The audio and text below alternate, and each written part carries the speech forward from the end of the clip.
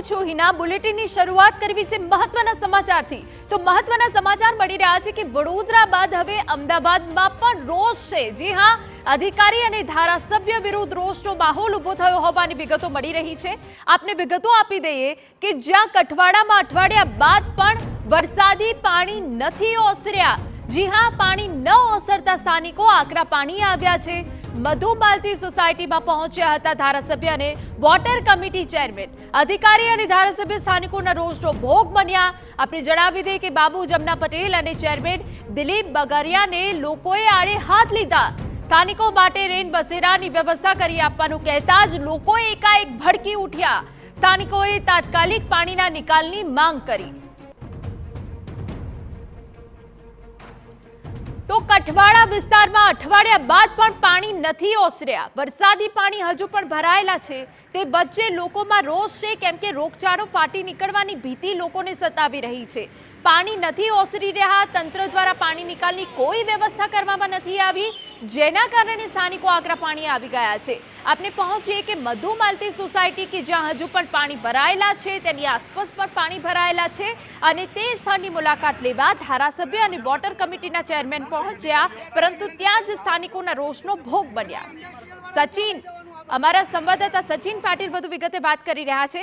સચિન, સ્પષ્ટ કે સ્થાનિકોમાં રોષ હોય, અઠવાડિયું થઈ ગયું, તંત્ર દ્વારા પાણી નિકાલની કોઈ વ્યવસ્થા કરવામાં નથી આવી અને તે બાદ ધારાસભ્ય જઈને ત્યાં પહોંચીએ છે। સ્થાનિકોમાં રોષ તો ભભૂકી જ ઉઠવાનો સ્વાભાવિક છે। જો પાણી ભરાવાની જે સમસ્યા છે અમદાવાદ હોય કે અન્ય કોઈ પણ શહેરો ગુજરાતમાં છે, ત્યાં સામાન્ય બની ગઈ છે। વરસાદ પડે અને 1 કલાક વરસાદ પડે તો એમાં પરિસ્થિતિ જે છે એવી થઈ જાય છે કે જાણે રસ્તાઓ સ્વિમિંગ પુલ બની જાય અને એના કારણે લોકોને ટ્રાફિકમાં સમસ્યા પડે, કોઈ જગ્યાએ સમયસર પહોંચવું હોય તો પહોંચી ન શકે। અને અમદાવાદમાં પણ આપણે થોડા દિવસ પહેલા જોયું।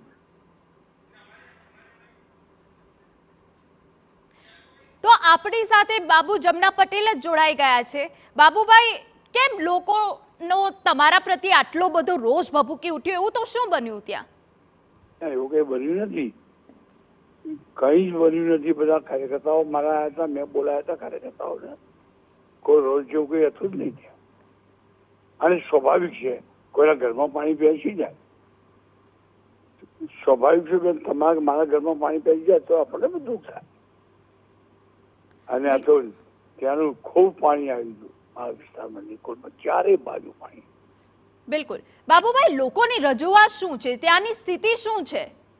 ત્યાંની સ્થિતિ એવી છે બેન, હવે અમે સીધું ડાયરેક્ટ ગટર લાઈને આપણે ખારીકર નદીમાં કરીએ, કેનાલમાં ખારીકર કેનાલ કરીને અને પ્લાનિંગ પાસ થઈ ગયું છે અમારું।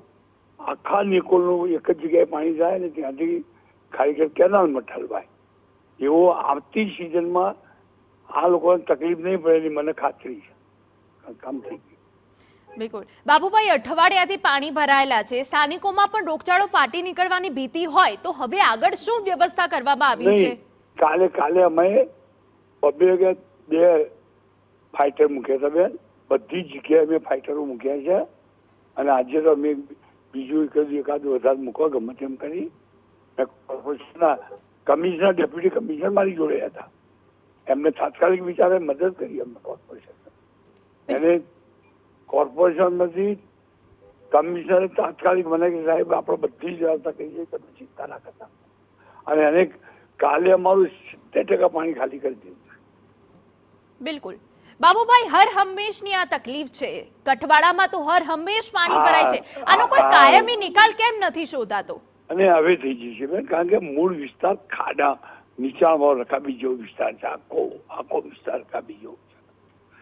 પણ હવે એન્જિનિયરોએ બધા ભેગા થઈ નક્કી કર્યું કે કેમ પ્રકારે અમે અમારા સાહેબને પણ અમે ઉપર ધ્યાન દોર્યું, જે કહેવાનું છે તે અમે કહ્યું, એમને પણ કહ્યું નવી જ આખું પ્લાનિંગ કરી અને તમને અમે મદદ કરી શકીએ, અમને ખાતરી પણ આપી। બિલકુલ આભાર અમારી સાથે વાત કરવા બદલ। તો બાબુ જમના પટેલ ધારાસભ્ય કે જેઓ જણાવી રહ્યા છે કે આવતી સિઝનમાં હવે નાગરિકોને તકલીફ નહીં થાય।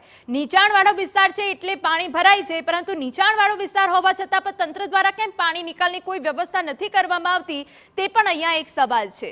આપને જણાવી દઈએ કે કઠવાડા એ વિસ્તાર છે કે જ્યાં હર હંમેશની જેમ વરસાદી પાણી ભરાઈ જાય છે ત્યારે અમારા સંવાદદાતા સચિન પાટીલ પણ અમારી સાથે જોડાય છે. સચિન, ધારાસભ્ય બાબુજમના પટેલ સાથે વાતચીત કરવામાં આવી. તેઓનું કહેવું છે કે નીચાણવાળો વિસ્તાર છે એટલે પાણી ભરાય છે. હવે આવતી સિઝનની રાહ જુઓ એટલે નાગરિકોને આ તકલીફમાંથી પસાર નહીં થવું પડે. સૌથી પહેલા તો આટલા દિવસ રાહ જોઈ ત્યાર પછી ધારાસભ્ય અને વોટર કમિટીના ચેરમેન ત્યાં પહોંચ્યા છે. સ્વાભાવિક રીતે એમણે પણ કહ્યું કે લોકોના ઘરોમાં પાણી હોય તો એમનો રોષ જોવા મળે, પરંતુ લોકોની વાત એક જ છે કે જ્યારે તેઓ ટેક્સ ભરતા હોય ત્યારે ટેક્સ ભર્યા પછી પણ જો એમને સુવિધા ન મળે અને આ પ્રકારે રજૂઆત કર્યા બાદ અને તેમાંય જે જવાબ મળે છે વિડીયોમાં પણ તમે સાંભળી શકો છો કે તમારે જો તકલીફ હોય ત્યાં ભાડુઆતના પ્રશ્નને લઈને વાતચીત કરવામાં આવી, ત્યાં તમને રેન બસેરામાં રહેવા માટેની વ્યવસ્થા કરી આપીએ, ત્યાં ખાવા પીવાની બધી વ્યવસ્થા તમને કરી આપીએ, એ પ્રકારની વાત કરવામાં આવી. પણ પ્રશ્ન જે સ્થાનિકોનો હતો એ હતો કે જે પાણી ભરાયું છે પહેલા એનો નિકાલ કરો. તો વાત અહીંયા એ છે કે લોકોની સમસ્યા શું છે, તો એ સમસ્યા કોર્પોરેશનના અધિકારીઓ, ધારાસભ્યો અને ન ખબર હોય એ ખૂબ શરમજનક કહેવાય. બીજી સૌથી મહત્વની બાબત એ છે કે આટલા દિવસથી પાણી ભરાયા હતા. ગઈકાલે ત્યાં જે છે એ ધારાસભ્ય અને વોટર કમિટીના ચેરમેન ત્યાં પહોંચ્યા, લોકોનો રોષ જોયો, ત્યારબાદ એમણે પાણી કાઢવા માટેની વ્યવસ્થા કરી. હવે એમને ખ્યાલ આવ્યું કે આ રકાબી જેવો વિસ્તાર છે. હવે એમને ખ્યાલ આવ્યું કે અહીંયાથી પાણીના નિકાલની વ્યવસ્થા માટે કોઈ પ્રાઇમરી જે વ્યવસ્થા છે બીજી કરવી પડશે, ટેમ્પરરી. તો આ જે વ્યવસ્થા છે વ્યવસ્થા કરી, પરંતુ જે તે સમયે જ્યારે આ કન્સ્ટ્રક્શન થયું કે જે તે સમયે જ્યારે આ રેસિડેન્શિયલ વિસ્તાર બન્યો ત્યારે કેમ આ બાબતની કાળજી ન લેવાઈ અને ત્યારે કેમ ખ્યાલ ન હતો કોર્પોરેશનના અધિકારીઓને કે સ્થાનિક કોર્પોરેટરોને કે સત્તાધીશોને કે આ જે વિસ્તાર છે વિસ્તાર રકાબી જેવો છે, અહીંયાથી પાણી કાઢવા માટેની વ્યવસ્થા કરવી પડશે, નહીં તો કોઈ મોટી દુર્ઘટના થઈ શકે છે. આ તો પાણી ભરાયું છે, લોકોના ઘરો સુધી પાણી આવ્યું છે. જો આ પાણી એક માળ સુધી હોત તો લોકો ક્યાં જાત? તો આ પ્રશ્નો એક જે છે એ ખૂબ ગંભીર છે. તંત્રએ ખૂબ ગંભીર થવાની જરૂર છે. નાની નાની બાબતો, ટેક્સ ન ભરે લોકો તો એમની સામે પગલાં લેવામાં આવે છે. એટલે કે લોકોનો જે રોષ છે તે પણ સ્વાભાવિક છે, કેમ કે અઠવાડિયા જેટલો સમય થઈ ગયો છે અને હજુ પણ પાણી ભરાયેલા છે, જેના કારણે રોગચાળો ફાટી નીકળવાનો સૌ કોઈને ભય રહે છે.